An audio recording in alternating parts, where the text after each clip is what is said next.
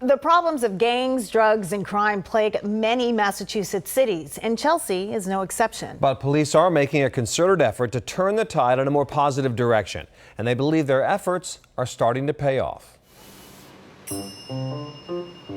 For decades, Chelsea's been saddled with the perception that it's not especially safe. Like many cities, drugs, crime, and gangs have vexed neighborhoods otherwise filled with good, hardworking people. But Chelsea Police Chief Brian Keyes, who's lived in Chelsea his entire life, says he's proud of the way this city has turned a corner, and he rejects the stereotype. In a short window of time since going back the past 5 years, we've seen violent crime get down 33%. There's a lot of different reasons for that, and it's not just the police department stepping up. I mean, certainly that's our job, it's our responsibility, but our community-based partners, our local officials, it's just a team approach, a team effort. Everyone rowing in the same direction has really made a difference. The Chelsea police have returned to old-fashioned street patrols, building relationships so residents and shopkeepers can be their eyes and ears. What's happening? Welcome. Downtown, teams of officers walk a beat, handing out their cell phone numbers to speed response time. Case in point, when this bar owner reported a heroin shooting gallery had popped up in the back alley, officers were able to get the landlord to erect a barbed wire fence immediately. You would have individuals that are afraid to report a crime, whether for what the reason may be. So they're afraid to, but now they're not.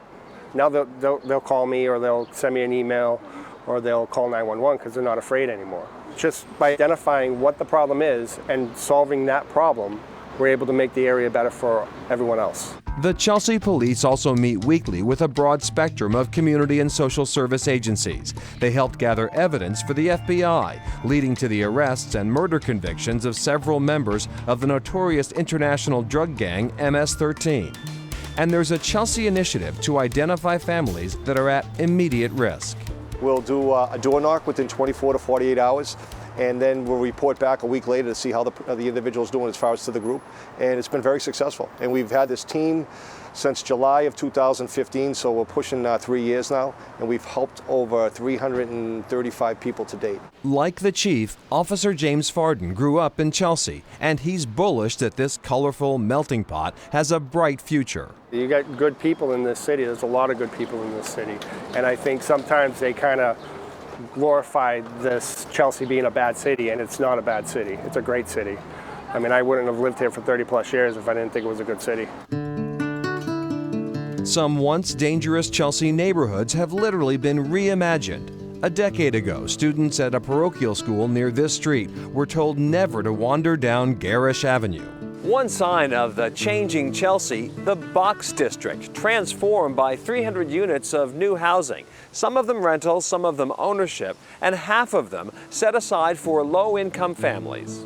Once home to mattress and box manufacturers, this area was blighted when the neighborhood developers got involved. The Housing and Social Action nonprofit partnered with multiple agencies to create a community that residents paying market rate and subsidized rates are proud to call home. We brought surrounding residents into the process, and they helped us to design and think about what kind of neighborhood they wanted. So that way there's an investment on the part of the people who live That's here right. in making their community better. Because transforming a community is so much more than just building new space.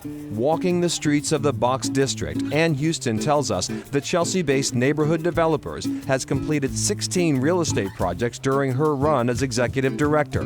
That represents more than $100 million of investment in affordable housing. We partner with lots of people. That's deep in our DNA, and we bring our key services, real estate development, connecting neighbors to each other, and then bringing people together around a table to partner together. Another special focus of Neighborhood Developers, assisting immigrant families in Chelsea, many of whom barely speak English and are frightened in today's politically charged climate. It is our job to really ensure that they understand that they're here, they belong here, and their voice matters. So breaking through that isolation and really letting them know that there's a community that they can be part of and that wants to see them thrive and that wants to ensure that they succeed.